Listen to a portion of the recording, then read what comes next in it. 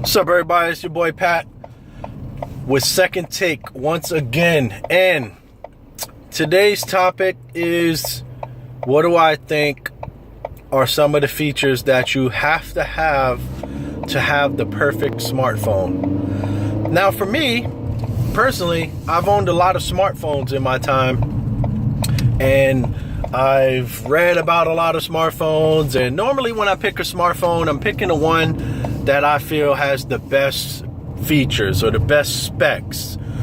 So for me, I've had lots of smartphones, but I've never had a perfect smartphone. So what are some of the key things that I think a perfect smartphone must have? So I would say the number one thing a perfect smartphone has to have for me is a great battery.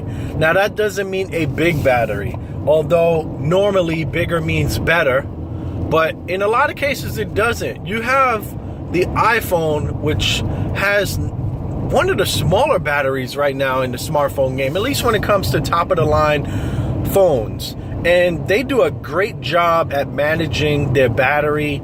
As far as, I'll say this about the iPhone. The iPhone has the best standby battery I have ever experienced. That is the one thing I will always give Apple. They have made their hardware and their software very compatible. Literally, I can only speak for my iPad, but I'm gonna imagine that it all applies to the iPhone as well. But the iPad, if I pull it off the charger and it's 100%, it literally turns off everything. So I could pull it off the charger at 6 in the morning, go at 4 o'clock in the afternoon, and it will be 100% still. I don't know how they do it. I don't know if they falsely are putting up that number, but their standby battery is amazing. And I will say, with a perfect smartphone, you want to have awesome battery life. And I think one of the key elements to saving battery life is to have great standby battery life. So I would say Apple's done a phenomenal job as far as standby. When it actually comes to batteries that I've used, the Note 7 was an awesome battery. I mean, it literally lasted for a day and I would have 30-40%. And I'm on the internet all day. I'm texting, I'm calling people. I'm running my business, but at the same time, man, what a great battery. So number one, great battery life. Number two, you have to have a great screen. Me, I am definitely one who favors the Super AMOLED screens on the Samsung phones. This phone literally looks like a sticker. You have to have a great screen. Now, whether that be 2K or 4K, I know I've literally just been 2K for the most part, but AMOLED 2K the screen right now is where it's at. 4K I think might not be ready for mainstream because I think it would really tax the battery dramatically. Is where we're at with battery power right now.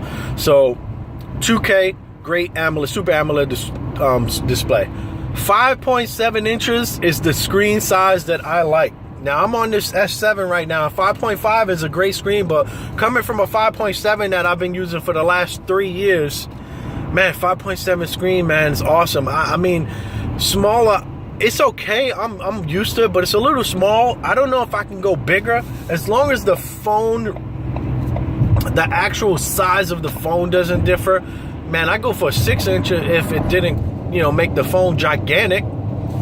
But for me, 5.7 is the sweet spot right now, and then I'm good with that. Next, sound. So the best sounding speakers I have ever heard on the phone was the HTC M9, I want to say, when it had the Beats boom sound audio. Now, that's great, them using Beats and for the speaker and stuff like that, but the key ingredient for a smartphone is to have front-facing speakers. Now, right now we're at 2, where when HTC does it best, where they put 2 speakers, one on the top, one on the bottom, and they front face, and they they sound the best, man. The best place to have sound is directed towards you. Turn your TV around and see how awesome the sound sounds when you when you try and listen to the TV. It sucks. Turn your stereo around. It sucks. Sound has to be directed towards the user experience for it to be awesome.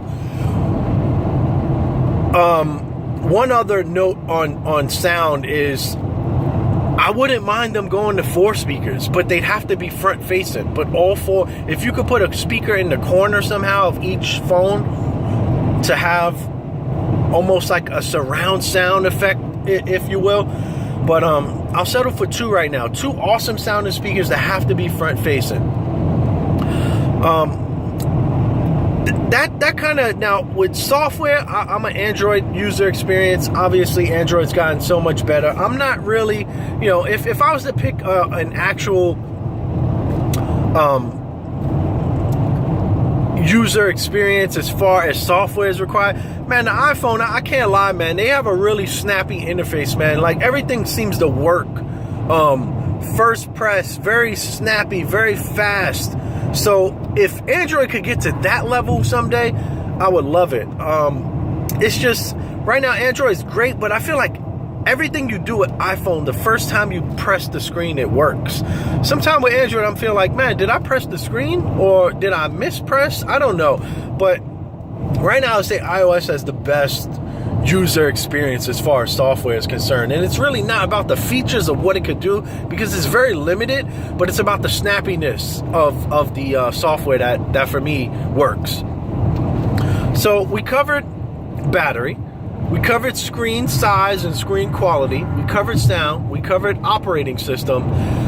I would say number 5 would be the build quality. So right now, after experiencing the Note 7, the all glass, all metal feel, they had the perfect build as far as I'm concerned for a smartphone. If that build stays, Samsung will have a lifetime user from me. Because right now, when I go and I touch other phones, like I touched the Moto, and that was one of the phones that I was contemplating. And if you want to check out that video, it's on my channel. But it's when I was thinking about which phone to go to from the Note 7, and the Moto was on the list. The problem is, when I first picked up that phone, the first thing I noticed, wow, super thin.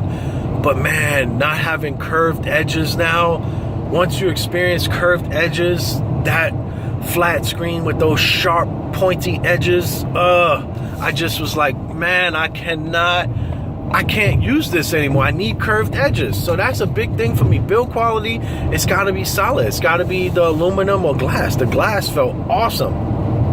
I would say that's my top 5 features, man. If a smartphone could give me those top 5 features, I think it would be the perfect smartphone. I thought the Note fell short in the sound department.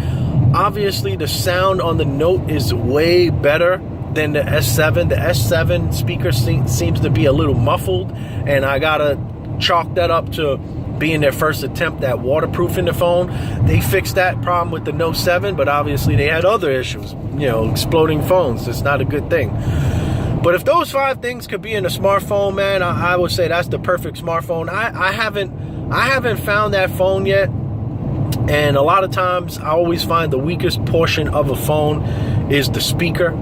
So if you know, Samsung's listening, it's my favorite company, man. They make some of the most beautiful phones. They can make the Note 8 or whatever they want to call it just like the Note 7. They don't even have to add anything. The only thing I would ask for them to add is 2 front-facing speakers that are stereo speakers. If they did that, that would be awesome. Let me know your thoughts, your comments. Like, subscribe, share. It's your boy Pat. Peace. Hope to catch you in the next one.